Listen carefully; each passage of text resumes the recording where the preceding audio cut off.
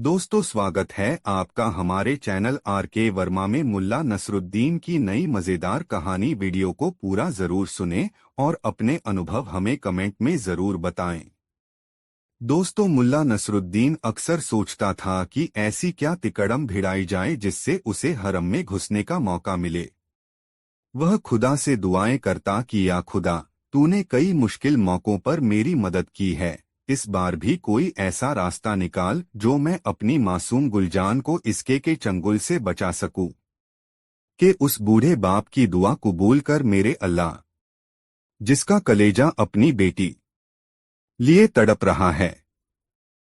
और फिर एक दिन जैसे खुदा ने उसकी दुआ कबूल कर ली। गुमसुम मुल्ला नसरुद्दीन अपने कमरे में बैठा था कि तभी एक सैनिक ने आकर द्वार खटखटाया और अमीर का संदेश दिया कि मौलाना शाही बाग में अमीर के हुजूर में हाजिर हों। मुल्ला नसरुद्दीन तुरंत उनके हुजूर में हाजिर हुए। जाकर देखा, अमीर एक दरख्त के नीचे आराम फरमा रहे थे, लेकिन थे बड़े उदास और गमगीन।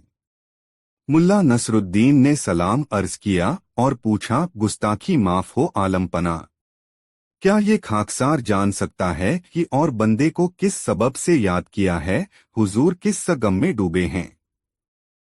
हम बहुत परेशान हैं मौलाना, दुनिया जहान से परेशान हैं। हमें लगता है कि हम बादशाह हैं ही नहीं। अमीर अत्यधिक दुहखी स्वर में बोले। ऐसी क्या बात है जहां पनाह? चौंकने की शानदार एक्टिंग करते हुए मुल्ला नसरुद्दीन ने पूछा, बंदे के होते आप इस प्रकार दुहखी हैं, यह तो मेरे लिए बड़ी गैरत की बात है। यूं तो बहुत परेशानियां हैं मौलाना, मगर हमारी सबसे बड़ी सिरदर्दी हमारी नई रखैल है। न नई रखैल? इस बार मुल्ला नसरुद्दीन के चेहरे पर तेजी से चिंता के भाव उभरे। क्या हुआ उसे जहांपना? क्या किया उसने? क्या हरम से भाग गई? नहीं नहीं मौलाना, यह बात नहीं है। अमीर बोले, दरअसल उसने पिछले 3 दिनों से खाना नहीं खाया है, वह बीमार है।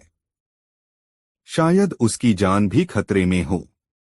हमें उसकी बहुत चिंता है। यदि हम एक बार भी उसके साथ हम बिस्तर हो लेते तो हमें उसकी बीमारी या मौत का शायद इतना गम न होता। मगर अब तुम हमारी परेशानी का खुद अंदाजा लगा सकते हो मौलाना।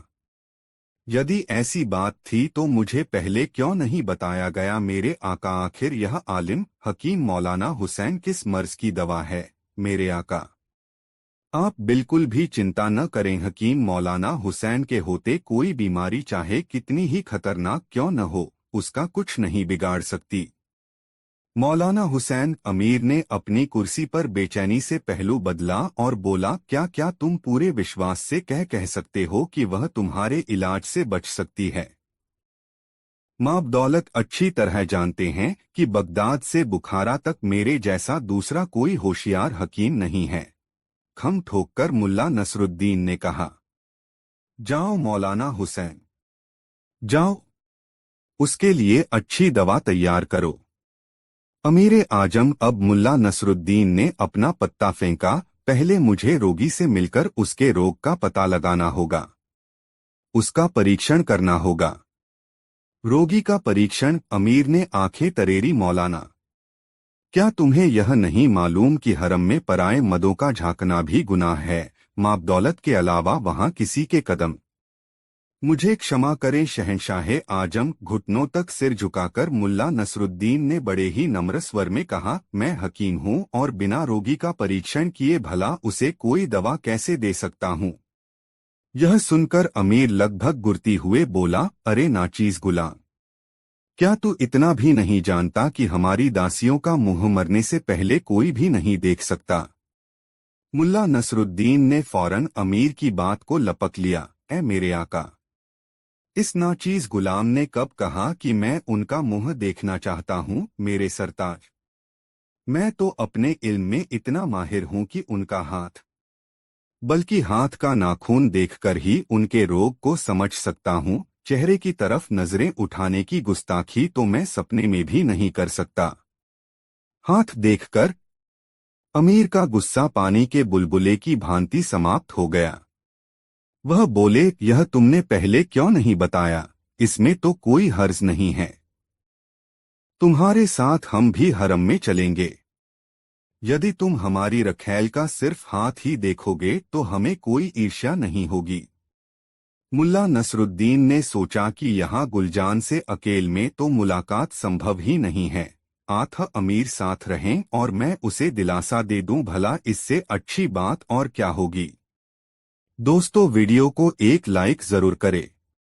दोस्तों, उसने निर्णय कर लिया था कि अब जल्दी ही कुछ करना होगा। स्वच्छंद घूमने वाले मुल्ला नसरुद्दीन का अब उस महल में दम घुटने लगा था। रात होने लगी थी। बुखारा के मेहनतकश नागरिक खा पीकर सोने की तैयारियां करने लगे थे। मुल्ला नसरुद्दीन घूमने का बहाना करके महल से निकल आया था। बुखारा की गलियों में ठंडक व अंधेरा था। मुल्ला नसरुद्दीन अपने दोस्त अली के चायखाने की ओर चल दिया। रास्ते में उसने शाही शख्स होने के सभी चिन्ह अपनी पोशाक से उतार दिए। अब वह एक साधारण नागरिक की भांति था। द्वार पर दस्तक होते ही अली ने दरवाजा खोला। उसे पहचानते ही गले लगा लिया। फिर उसे लेकर वह गुप्त कक्ष में आ गया। वहां बैठकर मुल्ला नसरुद्दीन ने उसे महल के अंदर घटी सारी घटना बता दी और आगे का प्रोग्राम भी समझा दिया। सारी बात जानने समझने के बाद अली ने, मैं चायखाने में ही गुलजान की प्रतीक्षा में बैठा रहूंगा। तुम्हारे गधे पर हर वक्त जीन कसी रहती है। वह काफी मोटा ताजा हो गया है। गुलजान के लिए भी मैंने एक मर्दाना पोशाक और पगड़ी का बंदोबस्त किया हुआ है। अली उसकी बातें सुनकर मुल्ला नसरुद्दीन बोला, अली, मैं तुम्हारा ये एहसान जीवन भर नहीं भूलूंगा। यह समय इन बातों का नहीं है। मेरे दोस्त लोग केतली से कप में चाय डालते हुए अली ने कहा, चाय पियो और अपने ठिकाने पर पहुंचो। उस कक्ष और चायखाने के बीच पतला सा पर्दा पड़ा था, जिसके इस तरफ अंधेरा होने की वजह से इधर का कुछ भी दिखाई नहीं दे रहा था, मगर दूसरी ओर अर्थात चायखाने की तरफ रोशनी होने के कारण वहां के हर ग्राहक और उसकी एक एक हरकत को देखा जा सकता था। वे दोनों चाय पीने में मशरूफ थे कि तभी चायखाने की तरफ से चेचकरू जासूस की आवाज सुनाई दी। वह वहां मौजूद लोगों से कह रहा था, दोस्तों, जो आदमी मुल्ला नसरुद्दीन के नाम से यहाँ घूमता है वह नकली है। असली मुल्ला नसरुद्दीन तो मैं हूँ। काफी समय पहले मैंने अपनी भूलों का पश्चाताप कर लिया है। मुझे अपनी नापाक भूलों का एहसास हो चुका है। यह सुनकर मुल्ला नसरुद्दीन ने अली को कोहनी मारते हुए कहा, ओह, ये लोग तो ये मान बैठे हैं कि मैंने बुखारा छोड़ दिया है। लगता है भेष बदलकर मुझे इन लोगों को अपनी याद दिलानी ही पड़ेगी। यह कहकर उसने जल्दी से चाय का प्याला खाली किया। फिर वहीं पड़ी अली की मैली कुचैली एक पुरानी पोशाक पहनी और पिछले दरवाजे से बाहर निकल गया। फिर गलियों का चक्कर काटकर चायखाने के एक अंधेरे कोने में आकर बैठ गया। जासूस अभी भी अपनी हाँक रहा था, भाई लोगों, मैं मुल्ला नसरुद्दीन अपनी भूलों पर काफी शर्मिंदा हूँ। अब मैंने इस्लाम पर चलने व दीनदार मुस्लिम बनने का निश्चय कर लिया है। जब से मैंने अमीर के हुक्म की तामील करनी शुरू की है, तब से मुझे खुशियां ही खुशियां मिल रही हैं। ठीक तभी एक व्यक्ति बोला, ए मुल्ला नसरुद्दीन, लो चाय पियो। मैं कोकन से बुखारा आया हूं। मैं तुमसे एक सवाल पूछना चाहता हूं। हाँ हाँ, पूछो भाई, क्या पूछना चाहते हो? यदि मैं नहा रहा हूं व मुअज्जिन की आवाज सुनाई दे तो मैं किस तरफ मुड़ूं? बेशक मक्का की तरफ, जासूस ने कहा। तभी अंधेरे कोने से एक स्वर उभरा, अपने कपड़ों की तरफ। घर तक नंगा जाने से बचने का एक यही उपाय है। यह सुनकर सभी मुंह छिपाकर हंसने लगे। कोने में यह कौन भिखमंगा बड़बड़ा रहा है? क्या मुल्ला नसरुद्दीन से मुकाबला करने का विचार है? मुल्ला नसरुद्दीन के मुकाबले तो मैं कुछ भी नहीं हूँ। वह व्यक्ति पुनः जासूस से मुखातिब हुआ, ए पाक मुल्ला नसरुद्दीन, मैं यह जानना चाहता हूँ कि इस्लाम के मुताबिक मयत में शामिल होने के लिए ताबूत के आगे रहना चाहिए या पीछे। इससे पहले कि जासूस कोई उत्तर दे पाता, कोने से पुनः आवाज आई, यदि तुम खुद ताबूत में नहीं हो तो आगे रहो या पीछे, इससे कोई फर्क नहीं पड़ता। इस उत्तर पर लोग ठहाका लगाकर हंस पड़े। मुल्ला नसरुद्दीन बना जासूस तिलमिलाव बोला, अबे नामुराद, तेरा नाम क्या है? कौन है तू? मैं बहुत देर से तेरी बकबक सुन रहा हूँ, कहीं अपनी जान से हाथ तो धोना नहीं चाहता? फिर वह लोगों की और मुखातिब हुआ, मैं चाहूँ तो इसे एक ही जवाब से चुप कर सकता हूँ, लेकिन यह वक्त गंभीर बातों पर चर्चा करने का है, किसी मूर्ख की छींटाक्षी पर ध्यान देने का नहीं। कहकर वह एक पल को रुका, फिर बोला, हाँ तो मैं कह रहा था कि अमीर व उसके नुमाइंदों जाएगी का कहना मानो तुम्हारे जीवन में यदि कोई नकली मुल्ला नसरुद्दीन तुम्हें मिले तो सिपाहियों और जासूसों के हवाले कर दो, में खुशहाली छा उसे अमीर के। यह सुनते ही मुल्ला नसरुद्दीन ने अपना नकली वेश उतारा और असली सूरत में सामने आ खड़ा हुआ। उसे देखकर सभी लोग हैरत में पड़ गए। मुल्ला नसरुद्दीन जासूस के सामने आकर दोनों कुल्हों पर हथेलियां जमाकर बोला, तो तुम हो असली मुल्ला नसरुद्दीन? हाँ, मैं ही असली और सच्चा मुल्ला नसरुद्दीन हूँ, बाकी सब नकली हैं। तुम भी नकली हो? जासूस ने अपनी घबराहट को छिपाने की कोशिश की। तभी मुल्ला नसरुद्दीन चिल्लाया, ऐ नेक मुसलमानों, शुभ काम में देरी कैसी? पकड़ लो इस नकली मुल्ला नसरुद्दीन का। इसने खुद कबूल किया है कि यह असली मुल्ला नसरुद्दीन है। अमीर के हवाले कर दो इसे, वरना तुम पर इसकी साजिश में शरीक होने का इल्जाम भी लग सकता है। कहते हुए उसने उसकी नकली दाढ़ी उखाड़ ली। सबने पहचान लिया कि वह अमीर का जासूस है। मारो साले को, ये अमीर का जासूस है। और फिर पलक झपकते ही भीड़ उस पर पिल पड़ी। घूंसेलात, तमाचे और कुछ जूते उसके सिर पर चटकाने लगे। हाय हाय मरा, मुझे छोड़ दो, पिटते पिटते वह बुरी तरह चिल्ला रहा था। माफ कर दो, मैं तो आप लोगों से मजाक कर रहा था। मगर लोग यह जानकर और अधिक भड़क उठे कि वो उन्हें बेवकूफ बना रहा था। भीड़ उसे मारती पीटती और घसीटती हुई अमीरे आजम के महल की ओर ले जाने लगी। मुल्ला नसरुद्दीन अपना काम करके और अपनी मौलाना वाली पोशाक पहनकर महल की ओर चल दिया।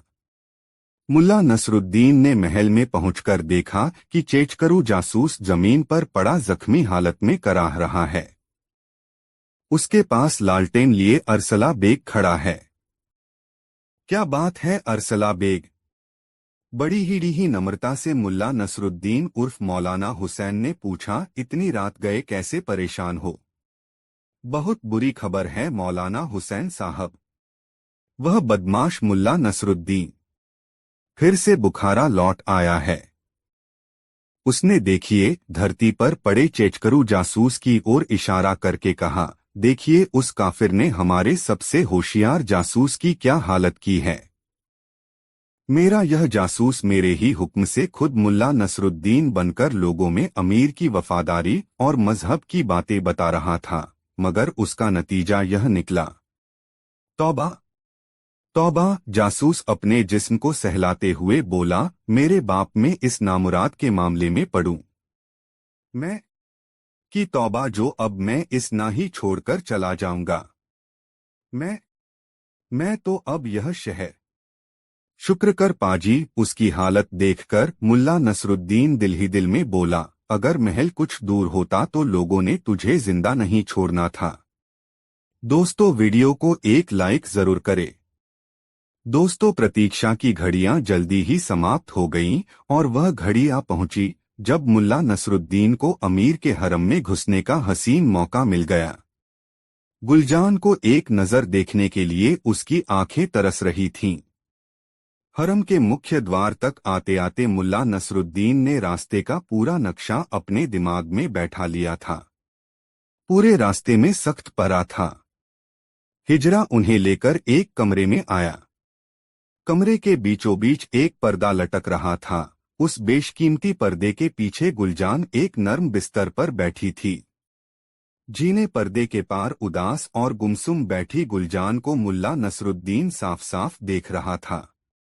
अपनी प्यारी गुलजान को देखकर मुल्ला नसरुद्दीन के सीने में हुक्सी उठी और उसका दिल चाहा कि पर्दा हटाकर अंदर घुसे और अपनी गुलजान को सीने से लगा ले, मगर चाहकर भी वह ऐसा न कर सका। किसी प्रकार उसने अपने पर काबू पाया और धीरे से गुलजान को पुकारा। गुलजान! उसकी आवाज सुनते ही गुलजान के मुख से हैरत और दहशत भरी चीख निकल पड़ी। मुल्ला नसरुद्दीन को आशंका हुई कि घबराहट में कहीं गुलजान उसे असली नाम मसेन से न पुकार बैठे। आठ बड़ी जल्दी से वह बोला, मेरा नाम मौलाना हुसैन है। मैं नया हकीम नजूमी और आलिम हूँ और अमीर की खिदमत के लिए बगदाद से आया हूँ। तुम समझ रही हो न गुलजान? मैं बोलते बोलते वह रुका और अमीर की तरफ पलटा। शायद यह मेरी आवाज सुनकर डर गई है। हो सकता है कि अमीर आजम की गैर मौजूदगी में इस हिजड़े ने इसके साथ कोई बदसलूकी की हो। अमीर ने क्रोधित नजरों से हिजड़े को घूरा। हिजड़ा कांपता हुआ जमीन तक झुक गया। दहशत के मारे एक शब्द भी उसके हलक से न फूटा। ए गुलजान! मुल्ला नसरुद्दीन पुनः गुलजान से मुखातिब हुआ, तुम्हारे सिर पर मौत का साया मंडरा रहा है, लेकिन विश्वास रखो कि मैं तुम्हें बचा लूंगा। तुम्हें मुझ पर पूरा भरोसा करना चाहिए। मैं हर परेशानी, मुसीबत और रोग पर काबू पा सकता हूँ। मुल्ला नसरुद्दीन की आवाज वह लाखों में पहचान सकती थी। यह जानकर कि मुल्ला नसरुद्दीन उस तक आ पहुंचा है, उसकी खुशी का ठिकाना न रहा। 13 इंच मगर सावधान भी थी। वह जानती थी कि उसकी कोई भी गलत हरकत मुल्ला नसरुद्दीन का सिर कलम करवा सकती है। आंख बड़ी बारीक और धीमी आवाज में वह बोली, मैं आपकी बातें सुन रही हूँ। मैं आपको जानती हूँ तथा आपका विश्वास करती हूँ। ए गुलजान! तुम जरा मुझे अपना हाथ दिखाओ, ताकि मैं तुम्हारे नाखूनों के रंग से तुम्हारी बीमारी का वका कारण जान सकूं। धीरे से रेशम का पर्दा हिला और रुई जैसा नाजुक हाथ बाहर आया। मुल्ला नसरुद्दीन ने धीरे से गुलजान का हाथ थाम लिया। सिर्फ उसका हाथ दबाकर ही सांकेतिक भाषा में वह अपने दिल की बात कह सकता है। वह जानता था कि जब उसने उसका हाथ दबाया तो धीरे से गुलजान ने भी उसका हाथ दबा दिया। मुल्ला नसरुद्दीन के दिल में हुक्सी उठी। वह कोई और भी हरकत कर सकता था यदि अमीर उसके कंधे पर न झुका होता। वह बड़े गौर से एक एक हरकत देख रहा था। मुल्ला नसरुद्दीन को अपने कंधे पर उसके सांस लेने की सरसराहट स्पष्ट सुनाई दे रही थी। मुल्ला नसरुद्दीन ने उसकी छोटी उंगली पकड़ ली और गौर से उसका नाखून देखने लगा। उसने चिंतित दृष्टि से अमीर की ओर देखा और गुलजान से पूछा, कहाँ दर्द है गुलजान? दिल में। वह एक लंबी सांस लेकर बोली, मेरा दिल गम और चाहत से लबरेज है। तुम्हारे गम का कारण क्या है? मैं जिससे मोहब्बत करती हूँ उससे जुदा हूँ।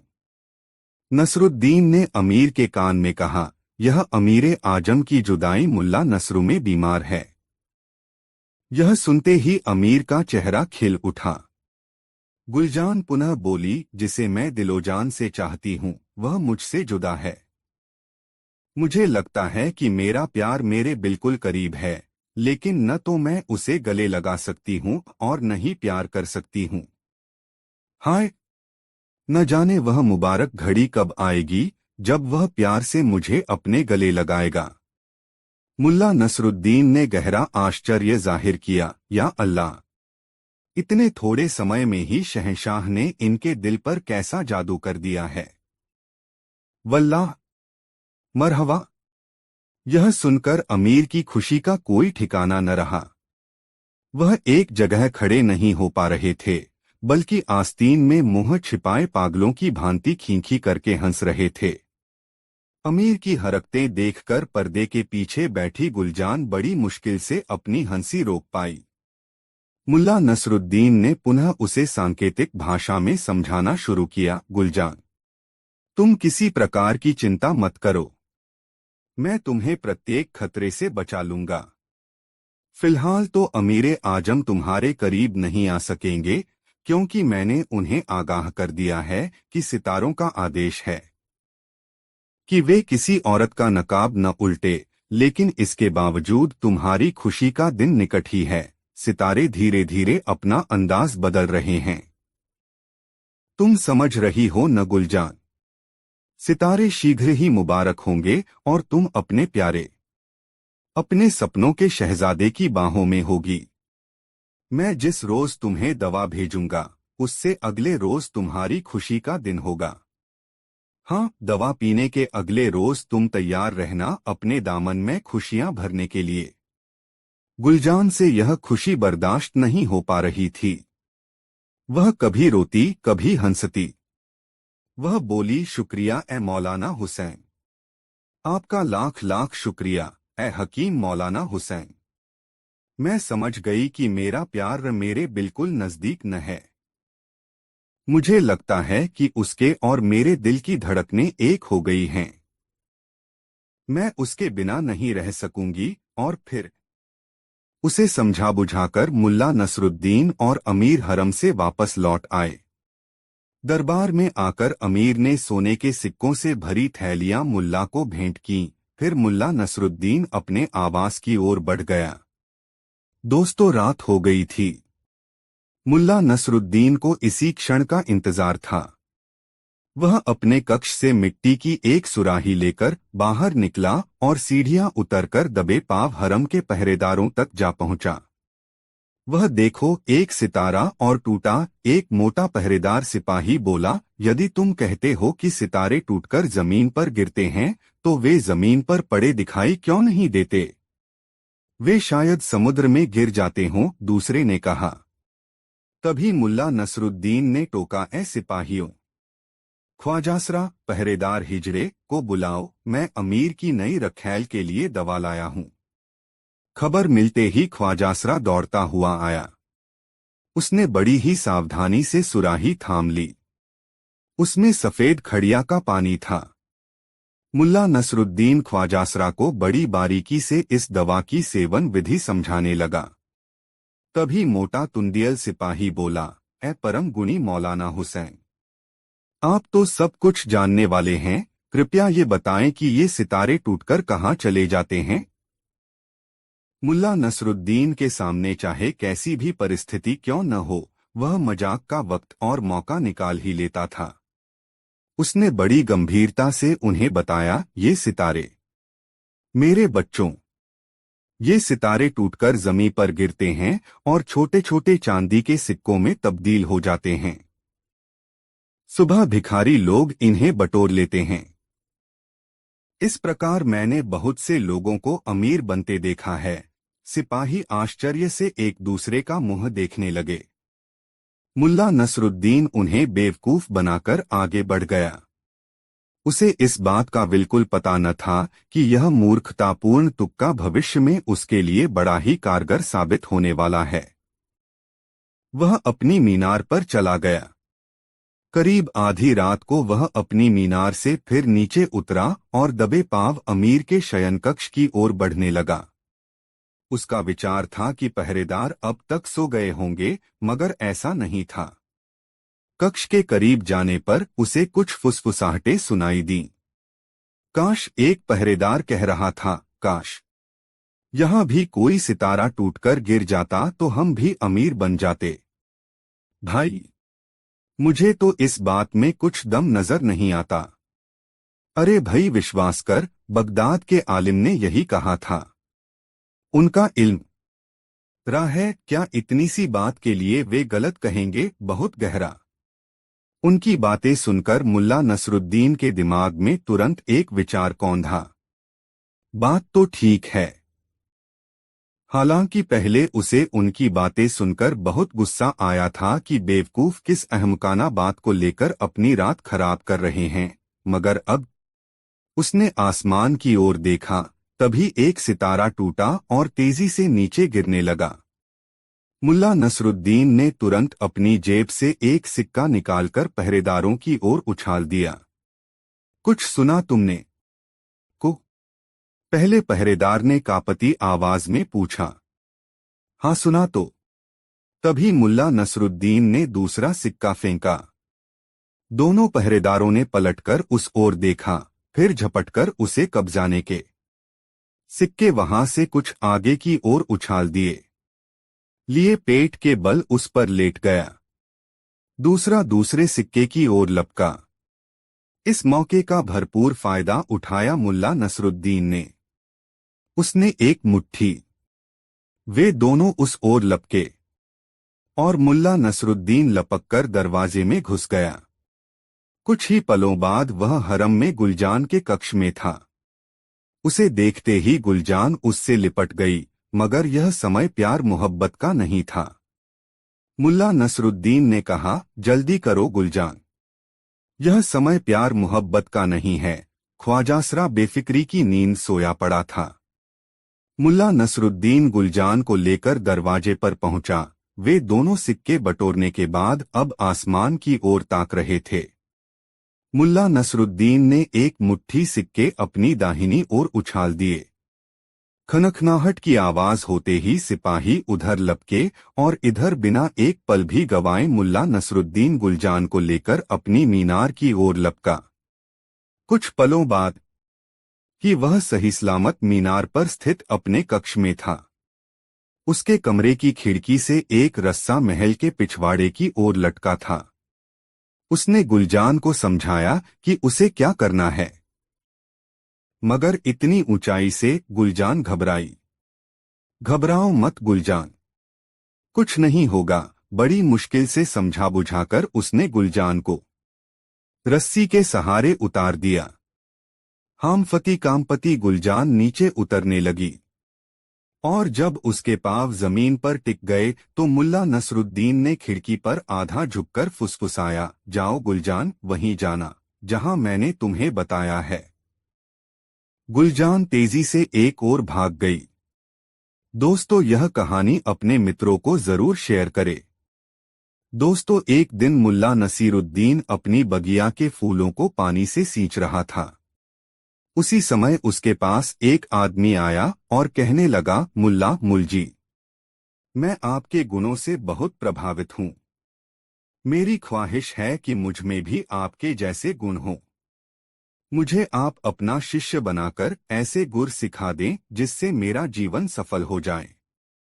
लेकिन मुल्ला जी, आपको मेरा गुरु बनने से पहले मेरे एक प्रश्न का जवाब देना होगा। हाँ हाँ, पूछो, मुल्ला नसीरुद्दीन ने उस आदमी में रुचि लेते हुए कहा। उसे वह आदमी काफी दिलचस्प लगा। उस आदमी ने पूछा, सूरज निकलने के बाद सुबह से शाम तक लोग बाएं दाएं, आगे पीछे, ऊपर नीचे भागते हुए दिखते हैं। ऐसा क्यों नहीं होता कि दुनिया के तमाम लोग एक ही दिशा में चलें? यदि ऐसा होता तो कितना अच्छा होता। मुल्ला नसीरुद्दीन ने जब उस आदमी की बात सुनी तो उसे उसके साथ मस्खरी करने की सूझी। उसने कहा, अरे, तू मेरा शिष्य बनने तो आ गया, मगर तू इतनी छोटी सी बात भी नहीं जानता। तू तो महामूर्ख है।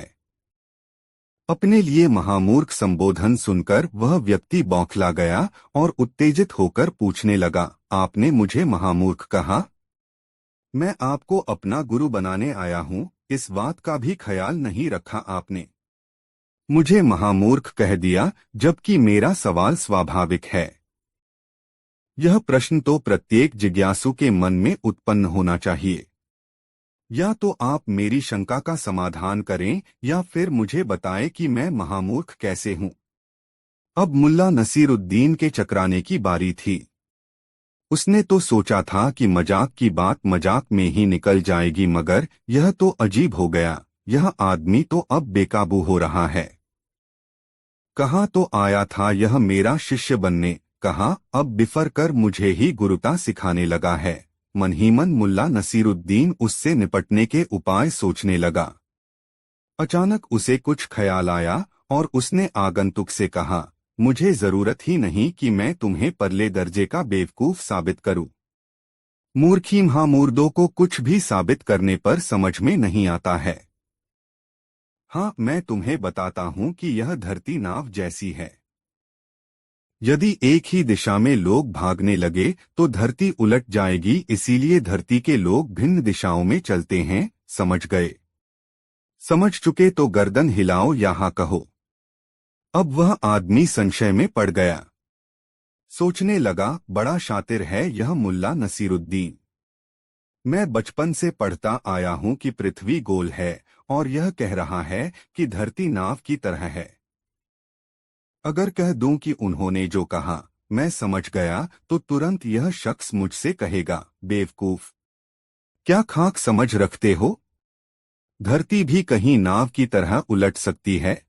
और यदि कहता हूं कि यह बात मेरी समझ के बाहर है, तब तुरंत मुल्ला नसीरुद्दीन को यह कहने का अवसर मिल जाएगा कि अरे बेवकूफ, इतनी सी बात नहीं समझ सकते। उसे उलझन में देखकर मुल्ला नसीरुद्दीन ने पूछा, क्या हुआ? तुम कुछ कहते क्यों नहीं? वह व्यक्ति बोला, क्या कहूं? समझें तब भी और नहीं समझें तब भी मुझे आप परले दर्जे का बेवकूफ ही कहने वाले हैं। उसकी बात सुनकर मुल्ला नसीरुद्दीन ने हंसकर कहा, सबके सामने जीवन के ऐसे ही सवाल हैं, क्या करोगे?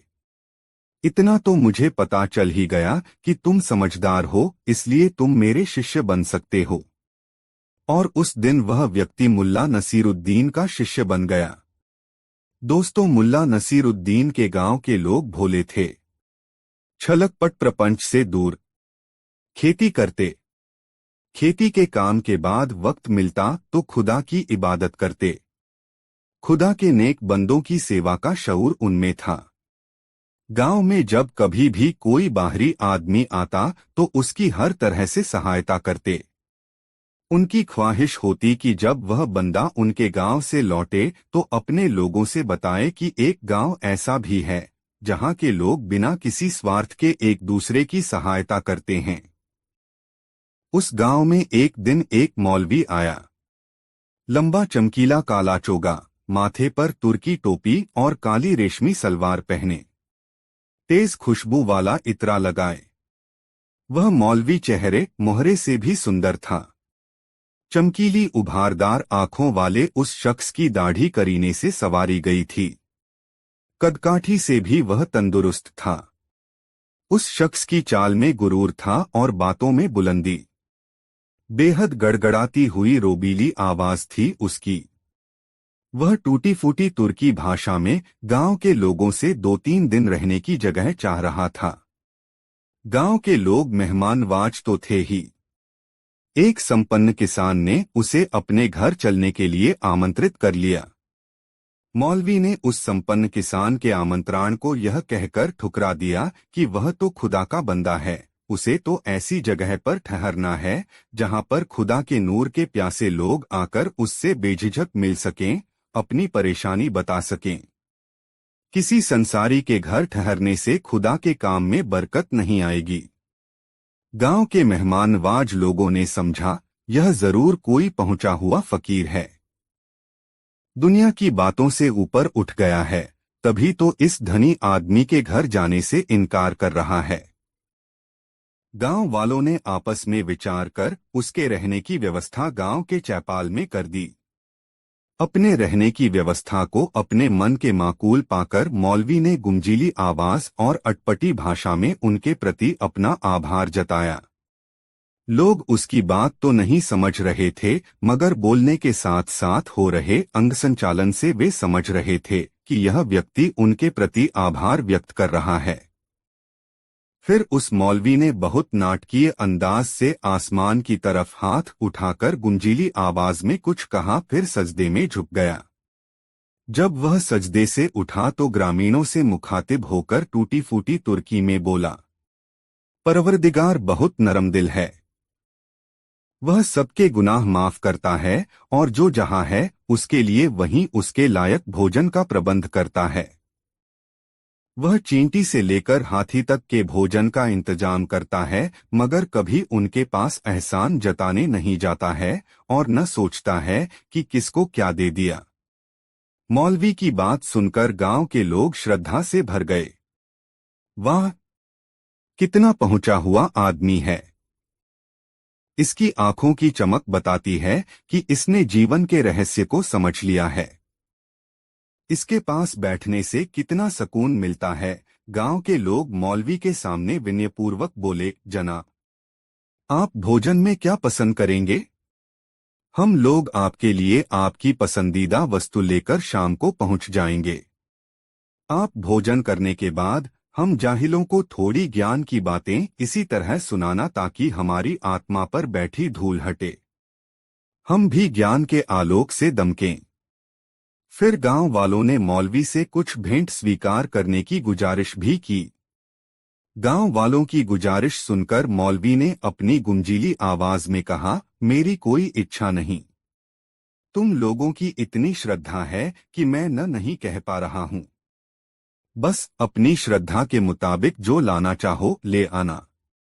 भोले ग्रामीणों को यह स्वीकृति खुदा की देन जैसी महसूस हुई और वे आपस में बातें करते हुए अपने घरों की तरफ जाने लगे। देखा, इसको कहते हैं लोभ और मोह से मुक्त हो जाना।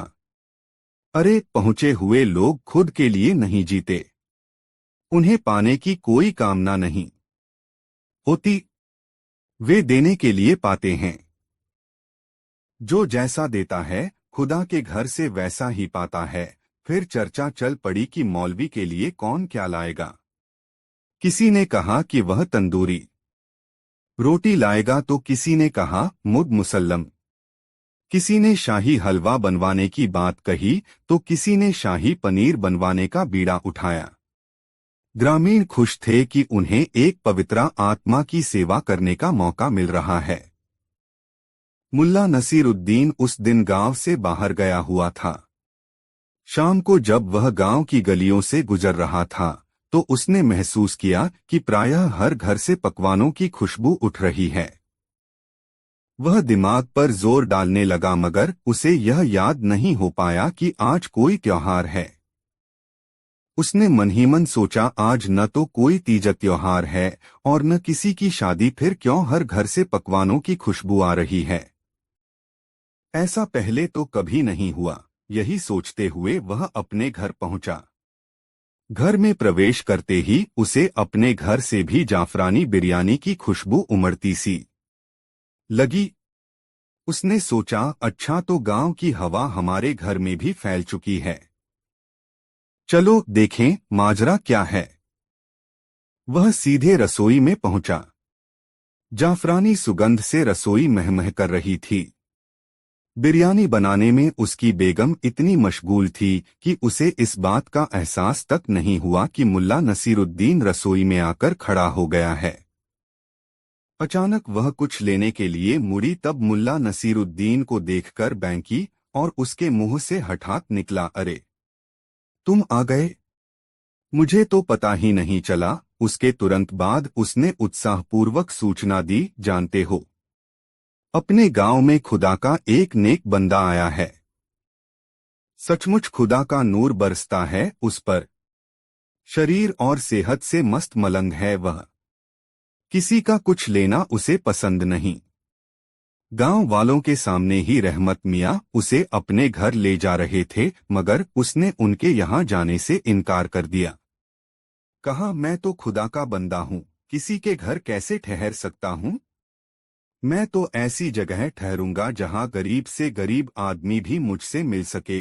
गांव वालों ने उसे चैपाल में ठहराया है, वहाँ कोई भी उससे मिल सकता है। मैं यह बिरयानी उसके लिए ही बना रही हूँ। तो वह किसी से कुछ नहीं लेता और तुम उसके लिए बिरयानी बना रही हो? मुल्ला नसीरुद्दीन ने अपनी बेगम से पूछा। उसकी आवाज में व्यंग्य का पुट था। हाँ सच्ची, उसकी बेगम मासूमियत से बोली। और उस शख्स पर खुदा का नूर बरसता है, मुल्ला नसीरुद्दीन ने पूछा। हाँ, सच्ची, उसी मासूमियत से बेगम ने जवाब दिया। तुमने उसे देखा है? मुल्ला नसीरुद्दीन ने संजीदगी से सवाल किया। नहीं, मैंने नहीं देखा है। मुझे तो नसीरा बेगम ने बताया कि गांव के कई घरों में उसके लिए खाना तैयार हो रहा है। पता नहीं किस खुशकिस्मत के घर का खाना मौलवी साहब कबूल करें, बेगम ने तत्परता से बताया। मुल्ला नसीरुद्दीन ने हंसते हुए कहा, और इसलिए तुम सोने से भी महंगे जाफरान का इस्तेमाल कर उसके लिए बिरयानी बनाने में जुटी हो कि वह खुशकिस्मती तुम्हें हासिल हो जाए, है न? तुम मेरा मजाक क्यों उड़ा रहे हो? मैंने क्या गलत किया? गांव के हर घर से उस पवित्रा आत्मा के लिए कुछ न कुछ पकवान उसके पास जाएगा। अपने घर से न जाता तो अच्छा नहीं लगता न? तुम अभी अपने कपड़े नहीं बदलना। बिरयानी तैयार है, मैं उसके लिए बिरयानी निकाल देती हूँ। मैंने जायके का पूरा ख्याल रखकर यह बिरयानी बनाई है। तुम उसे चैपाल तक ले जाओ और मौलवी साहब को जिमा आओ। गरम गरम बिरयानी से ही सही जायका मिलेगा, बेगम ने मुल्ला नसीरुद्दीन से कहा। मुल्ला नसीरुद्दीन ने भी सोचा, चलो इस बिरयानी के बहाने जरा उस पवित्रा आत्मा को देख आए। बेगम ने बिरयानी निकाली, उसे एक डिब्बे में बंद किया। एक तश्तरी और एक चम्मच के साथ डिब्बे को एक झोले में रखकर मुल्ला नसीरुद्दीन को थमा दिया। मुल्ला नसीरुद्दीन एक हाथ में झोला लिए अपने गधे पर सवार हुआ और पहुंच गया चैपाल। चैपाल के बाहर वह थोड़ी देर तक वहां का रंगढंग देखने के लिए गधे पर बैठा रहा। गांव के लोग आते, चैपाल में ठहरे मौलवी को अपने घर से लाया पकवान देते, और वह मौलवी न जाने किस भाषा में धारा प्रवाह कुछ बोलने लगता। बोलने के दौरान वह अपनी बड़ी बड़ी आंखों से आसमान की ओर देखता। उसके चेहरे पर रहस्यमय मुस्कान खेलने लगती और वह अपनी दोनों भुजाएं फैलाकर टूटी फूटी तुर्की भाषा में बोलता, खुदा बहुत रहमदिल है। वह सबके लिए सोचता है। कायनात में जो जहां है उसके लिए वही भोजन भेजता है, चाहे वह चींटी हो या हाथी। मुल्ला नसीरुद्दीन ने थोड़ी देर तक मौलवी का यह नाटक देखा और वह समझ गया कि यह फरेबी इंसान अपने को ज्ञानी और ध्यानी प्रमाणित करने के लिए इस प्रकार का आचरण कर रहा है।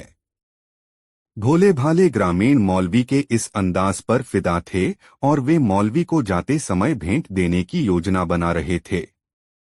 चूंकि मुल्ला नसीरुद्दीन को वे लोग एक समझदार आदमी मानते थे, लोगों ने उसे वहां देखकर घेर लिया और उससे पूछने लगे, मुल्ला साहब हमें बताइए, इस पवित्रा आत्मा को हम लोग मिलकर ऐसी कौन सी भेंट दें कि इन्हें यहाँ से जाने के बाद भी हमारी याद बनी रहे। जिस समय ग्रामीण मुल्ला से ये बातें कर रहे थे, ठीक उसी समय किसी ग्रामीण के द्वारा दिया पकवान स्वीकार करते हुए मौलवी ने टूटी फूटी तुर्की में जोर से कहा, तू यहाँ देता है और तेरा दिया वहाँ जमा होता है। वहाँ कहते समय मौलवी ने अपनी एक उंगली आसमान की तरफ उठा दी। मौलवी के इसी अंदाज पर मुल्ला नसरुद्दीन को वह नौटंकीबाज और धूर्त लगा था। मुल्ला नसीरुद्दीन ने कहा, जरा मैं भी पवित्रा आत्मा से बातें कर लूं, तब आप लोगों को बताऊंगा कि उसे भेंट स्वरूप क्या दिया जाना चाहिए। इतना कहकर मुल्ला नसीरुद्दीन ग्रामीणों के घेरे से निकलकर पवित्रा आत्मा के पास पहुंच गया और वहीं एक किनारे बैठ गया, चुपचाप। अब ग्रामीणों ने पवित्रा आत्मा से उपदेश देने की विनती की। मौलवी अपनी जगह पर खड़ा होकर थोड़ी देर तक उपदेशात्मक लहजे में बोला और ग्रामीणों की तरफ संतुष्ट दृष्टि से देखा, मगर ग्रामीण केवल उसकी आवाज से सम्मोहित थे और बोलने के अंदाज से समझ रहे थे कि उसने कोई बड़ी बात कही है, कोई शानदार सीख दी है। ग्रामीणों को अपनी ओर अपलक निहारते हुए देखकर मौलवी ने कहा, लगता है आपको मेरी बातें समझ में नहीं आई। फिर उसने टूटी फूटी तुर्की भाषा में ग्रामीणों से कहा, यह खुदा ही है जिसने इस खूबसूरत दुनिया को बनाया, सूरज को रोशन किया, चांद तारे बनाकर आसमान को सजाया। हमें उसकी शान में झुकने की आदत डालने की जरूरत है। आओ हम सब उसकी शान में झुकें कि वह हमें सांस लेने के लिए भरपूर हवा देता है, हमारी प्यास बुझाने के लिए जगह नदियां बहाता है। धरती के ऊपर ही नहीं, धरती के भीतर भी पानी पहुंचाता है। वह आदमी का ही नहीं, कीटों का भी रखवाला है। आओ हम सब उसकी शान में झुक जाएं। इतना कहकर मौलवी ने सजदे की मुद्रा बनाई तो सारे ग्रामीण सजदे में झुक गए। इसके बाद मौलवी चौपाल में चला गया। मुल्ला नसीरुद्दीन को छोड़कर बाकी ग्रामीण मौलवी का प्रशस्ति गान करते हुए लौट गए। मुल्ला नसीरुद्दीन उस मौलवी के पास पहुंच गया। उसे देखकर मौलवी ने सोचा कोई श्रद्धालु आया है, इसलिए उसने अपनी आंखों से आसमान की ओर देखते हुए अपना हाथ आसमान की तरफ उछालते हुए कहा, खुदा बहुत रहमदिल है, तू यहाँ देगा तो वहाँ पाएगा। मुल्ला नसीरुद्दीन ने मौलवी की तरफ देखते हुए कहा, मैं खुदा का बंदा हूँ पवित्रा आत्मा, और तुमसे बड़ा नौटंकीबाज। मुल्ला नसीरुद्दीन ने यह बात तुर्की में कही और इसके बाद फर्टीदार अरबी बोलते हुए मुल्ला नसीरुद्दीन ने न जाने क्या कुछ कहा जिसे वह मौलवी समझ नहीं पाया, मगर मुल्ला ने बोलते समय जो भाव मुद्राएं अपनाई उसे देखकर कोई भी समझ सकता था कि वह कोई पहुंचा हुआ फकीर है। इसके बाद मुल्ला फिर से तुर्की में बोलने लगा, अब आप समझ चुके होंगे कि आपकी तरह मैं भी नहीं समझ में आने वाली भाषा में तकरीरें कर सकता हूं और ऐसी भंगिमाएं बना सकता हूं जिससे लोगों को भ्रम हो जाए कि मैं कोई सिद्ध पुरुष हूं, और ऐसा मैं कई तरह से कर सकता हूं। इसके बाद मुल्ला नसीरुद्दीन रूसी में फर्टीदार भाषण देने लगा। वह प्रवचन की मुद्रा में रूसी बोल रहा था और उसकी भंगिमाएं महात्माओं जैसी थीं। हतप्रभ था मौलवी। उसने सपने में भी नहीं सोचा था कि गांव में उसे शेर को सवा से मिल जाएगा, किंतु मुल्ला नसीरुद्दीन ने जो नहले पर दहला मारा था उससे उसकी बोलती बंद हो गई थी। अपनी बातों से मुल्ला नसीरुद्दीन मौलवी को इतना पीट चुका था कि उसके मुंह से बोल नहीं फूट रहे थे। यह सब कर चुकने के बाद मुल्ला नसीरुद्दीन ने बहुत अदब से मौलवी के सामने झुकते हुए कहा, अब आप समझ चुके होंगे कि खुदा के इस नेक बंदे में ऐसे और भी कई लाजवाब फन मौजूद हैं। मेरी एक आवाज से जूतों की बरसात होने लगती है, और आवाज थोड़ी तीखी हो जाए तो जूते डंडों में तब्दील हो जाते हैं। यदि मेरा यह फन भी देखना है तो सुबह का इंतजार कीजिए। सुबह हमारे गांव के लोग आपके लिए भेंट और चढ़ावा लेकर आएंगे।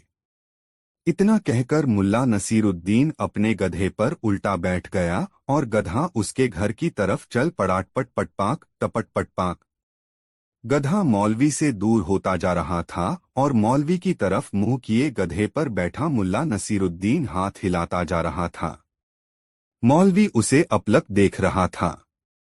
दूसरे दिन जब ग्रामीण उस पवित्रा आत्मा के दर्शन के लिए आए तो पाया कि चौपाल सूना पड़ा है। मौलवी का कहीं कोई अतापता नहीं है। वह तो पोल खुल जाने के भय से रात को ही उड़नछू हो गया था। दोस्तों, यह कहानी आपको कैसी लगी कमेंट में जरूर बताएं। ऐसी और नई मजेदार कहानी सुनने के लिए हमारे चैनल आरके वर्मा को सब्सक्राइब जरूर करें। यह वीडियो अपने मित्रों को जरूर शेयर करें। वीडियो देखने के लिए धन्यवाद।